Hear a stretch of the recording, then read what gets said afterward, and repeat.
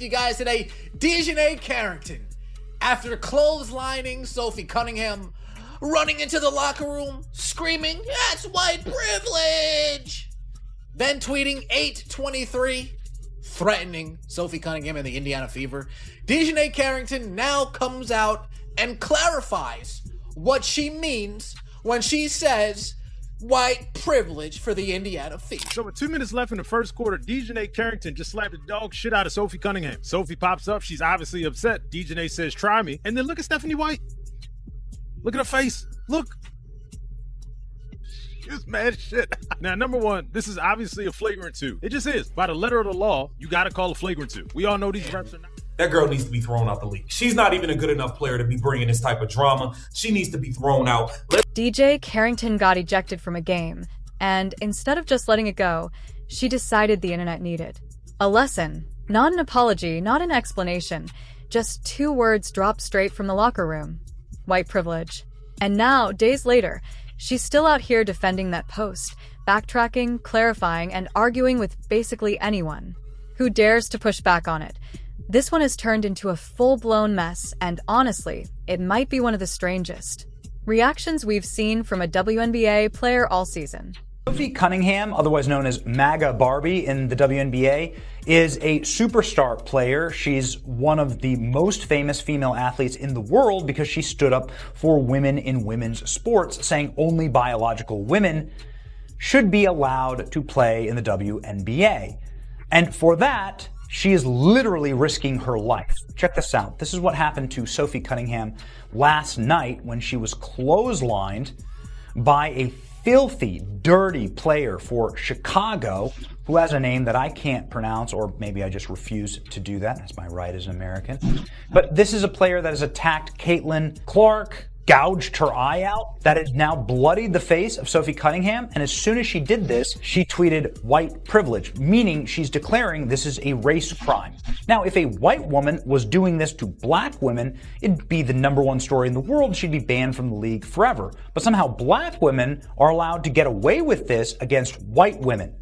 And it's white women in the league who make themselves a target by simply standing up for traditional values and common sense. Sophie Cunningham has spent this entire season being one of the more outspoken defenders of her Fever teammate, Caitlin Clark, going on record multiple times saying the league and the officials do not do enough to protect Clark from the physical treatment she gets every single night. She's called out specific players, and even said flat out that some teams have talked in their own locker rooms about wanting to show Clark what the W really is. That kind of talk does not exactly make you popular around the league. And Cunningham has never really hidden the fact that she knows it. Goo! That's assault, brother. You can't do that. What the fuck?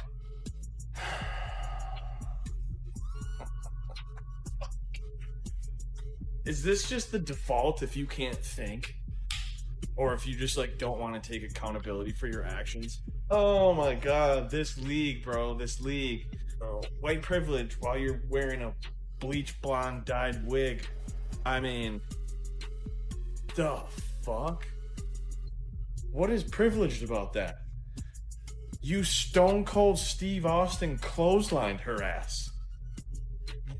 What about that is white privilege? The WNBA stays undefeated. It truly does. They can't get out of their own way. That history matters here because it helps explain why so many people watched this specific foul and immediately assumed there was something more going on than just a hard basketball play. Cunningham has already positioned herself as one of the players willing to speak up about how Clark gets treated on the floor, and now she's the one on the receiving end of a forearm to the face that drew blood. Whether Carrington intended any of that subtext or not, the optics of the entire situation practically wrote themselves the second the ejection happened. It's beyond concerning at this point how far from the plot we have actually gotten. And when I say the plot, I mean the basketball. How far from the game of basketball we have spiraled.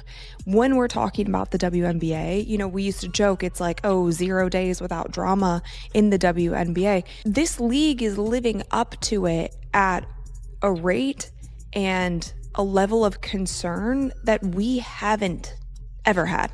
with all the discussion. Craziness going on in the WNBA. Dejanay Carrington tweeted out white privilege from the locker room of a game that she was playing in. Get this. She fouls Sophie Cunningham hard. Sophie Cunningham, obviously white person, fouls her hard. Flagrant 2, gets ejected, goes to the locker room and tweets out white privilege in the middle of the game. Now here's the kicker to me.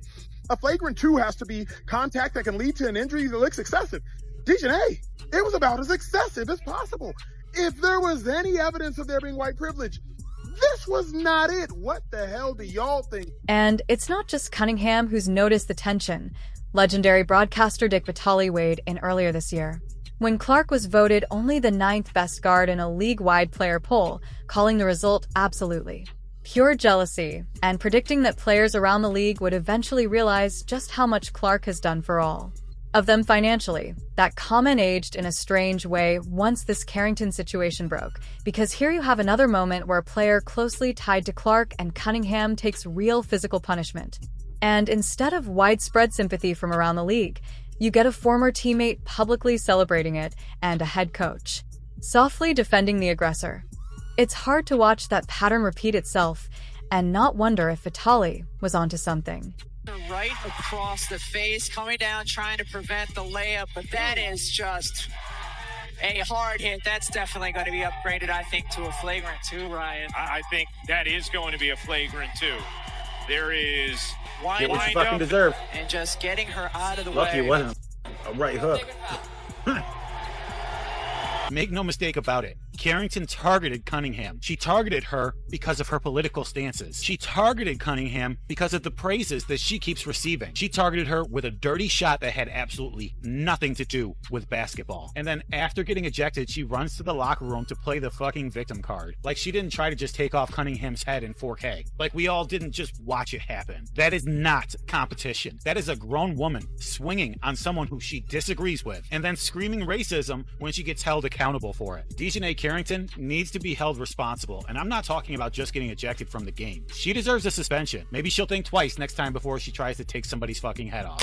Here's what actually happened on the court, because the play itself is not complicated at all once you actually watch it. Sophie Cunningham was flying down the floor on a fast break, wide open, going up for what should have been an easy layup. DJ Carrington came from behind, chasing the play, and instead of contesting the shot, she caught Cunningham with a forearm straight across the face and neck.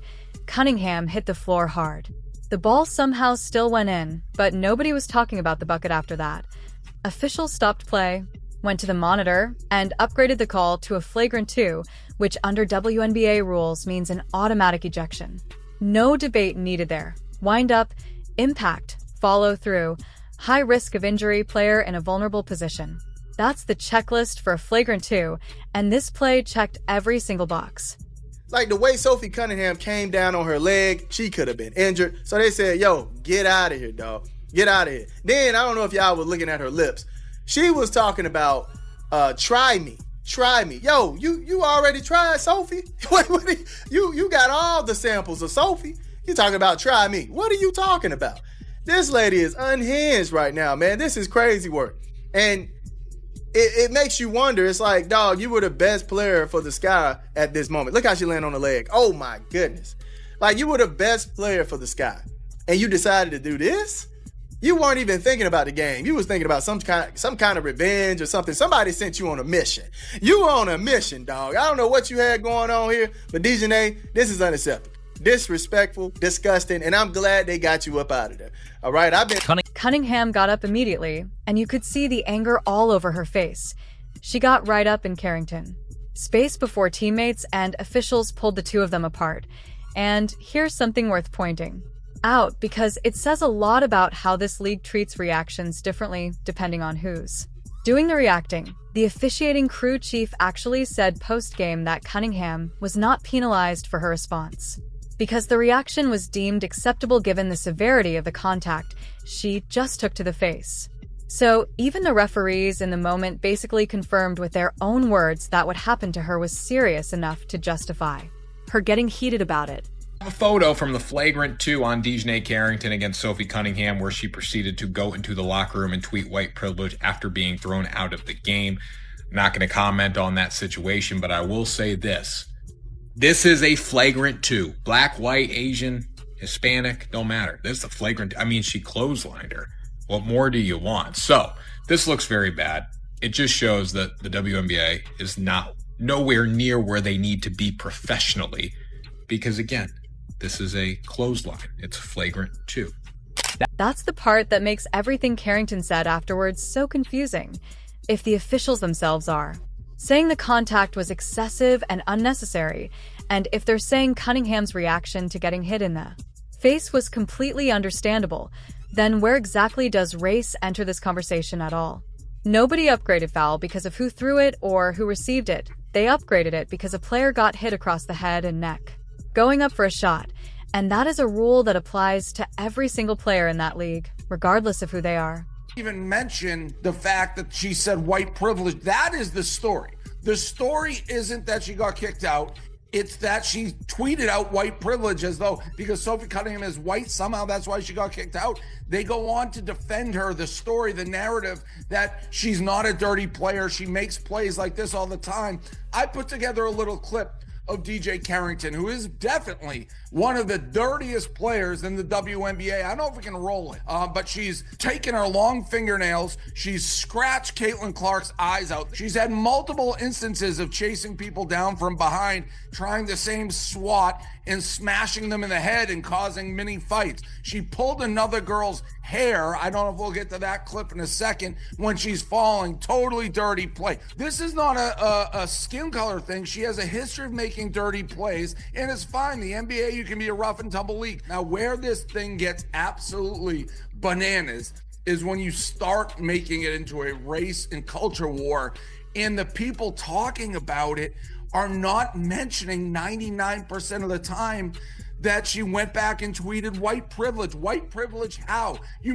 Instead of just accepting the ejection and moving on, Carrington went straight to her Threads account and posted white privilege, tagging the Indiana Fever directly underneath IT, and further explanation at the time. Just those 2 words sitting there for the entire internet to interpret however they wanted. And, of course, everybody interpreted it the same way, because how else are you supposed to read that timing? She gets ejected for hitting a white player in the face, and within minutes, white privilege shows up on her page tagging that exact team. It doesn't take a genius to connect those dots, and pretty much the entire sports world connected them instantly. We are paying attention to what DJ Carrington did to Sophie Cunningham. It was not a race-based decision. And to call that a white privilege-based foul is to completely undermine the term of white privilege and to also completely ignore the rules in basketball. You hit her in the head, you drew blood, you didn't connect with the ball at all whatsoever. So to me, it was just very ignorant and to some degree asinine by DJ Carrington to suggest that that call was based on white privilege. Have we seen examples of white players make that same foul and get away with it? Yes. Have we seen examples of black players make that same foul and get away with it? Yes. There was no white privilege involved in that specific call. DJ, you hit her in the head and you drew blood. It was a flagrant. That's when Emmanuel Aiko stepped in, and honestly, he did not hold back on his show. He laid out exactly why this had nothing to do with race and everything to do with basketball rules. He pointed out that the foul was called the way it was called because Carrington hit Cunningham in the head, drew blood, and never made a single bit of contact with the actual basketball.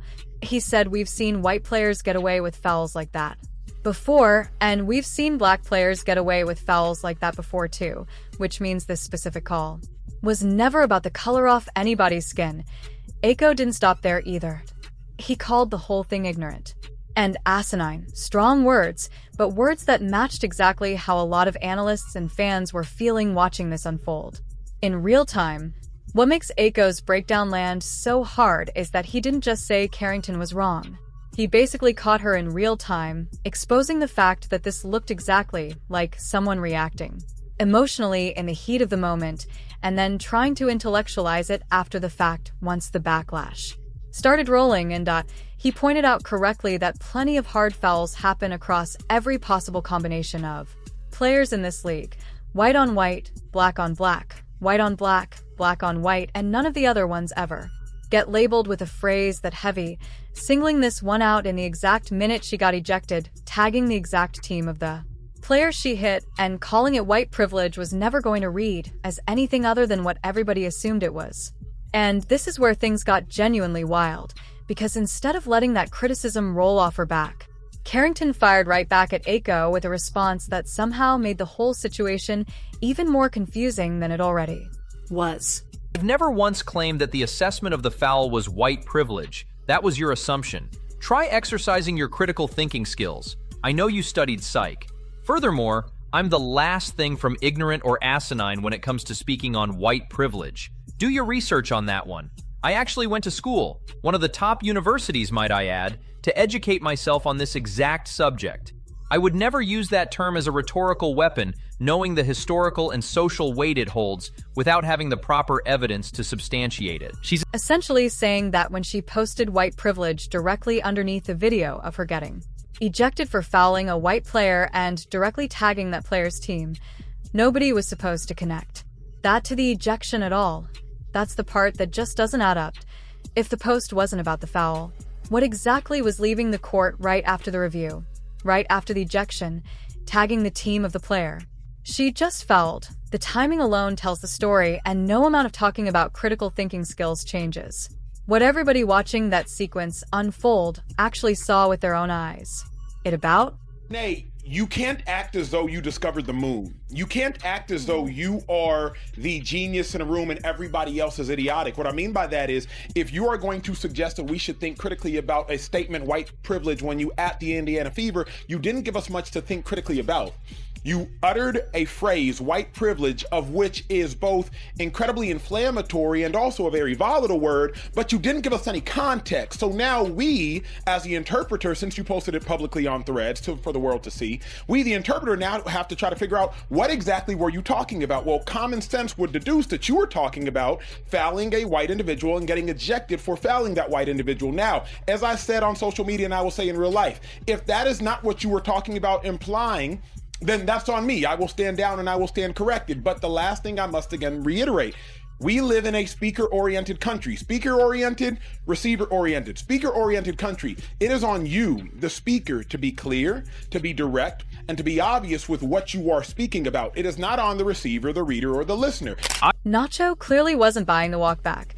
Either he responded on social media with a healthy dose of sarcasm, basically saying, fine, if you say the two things weren't connected, I'll stand corrected, but America is a speaker-oriented country, meaning the burden was on her to be clear in the first place instead of leaving too loaded words hanging out there for millions of people to interpret. And that's really the core problem with this entire saga. You cannot drop a phrase as heavy as white privilege immediately after a controversial ejection, tag the exact team involved, and then get upset when people assume it was about the ejection. That's not people jumping to conclusions unfairly. That's people reading exactly what was right in front of them. Sid Coulson saying this, and I know it's a joke. Love a trans foul. This is essentially celebrating a player getting clobbered. You are on TV. You are. Not these other people online. You are. You were on TV basically saying Caitlin Clark was soft for taking a fist to the neck from Alyssa Thomas. You are. You got opportunities because of this organization. You got opportunities because of the like Caitlin Clark brought on your head. You did. You benefited from it. You joined the Indiana Fever for those benefits. You took those benefits. You became more notorious. And as soon as you leave, you rejoin the sisterhood, then it's against Caitlin Clark, and you are celebrating a player getting taken out. Now, here's where this story gets even stranger, because Carrington wasn't the only voice cheering this on. Sydney Coulson, who actually played alongside Cunningham on the Fever just last season, posted her own reaction to the foul, writing that she loved it at a former teammate, someone who was in the locker room with Cunningham, watching her get hit across the face and neck hard enough to draw blood, and instead of any concern, she's celebrating it publicly. That tells you everything you need to know about how divisive Sophie Cunningham and the entire Fever situation has become around this league. This isn't just outside noise from rival fans anymore. This is coming from inside the building, from people who used to sit in the same locker room. I mean, look, it was a hard foul. I don't think that DeJounte intentionally came out to get her across the neck like she did, but it did happen, and I thought it was the right call. But, you know, one of the things about Nay is that she's going to play her butt off, man. She's going to compete. Nobody's going to go walking in for a layup. And so I don't oppose the hard foul, but I also don't think that she intentionally went for the neck. And even Fever head coach Stephanie White, Cunningham's own coach, didn't exactly go to bat for her player the way you'd expect. White told reporters afterward that she didn't think Carrington intentionally went for the neck, but that she had no issue with the hard foul itself, saying Carrington was just competing and that nobody should expect an easy layup against her. That's a strange thing to hear from the coach of the player who just got hit in the face hard, enough to bleed. These two players, more than almost anyone else in the WNBA right now, are responsible for the explosion. Viewership, ticket sales, and mainstream attention the league has ever seen. Networks are scheduling around their games. Arenas that used to be half empty are selling out because fans want to see them play. And yet, over and over again this season, you see moments like this one, where instead of players and even coaches protecting that momentum, some of them seem almost eager to push back against it, whether that's through hard fouls, cheap shots, or public comments cheering when something physical happens.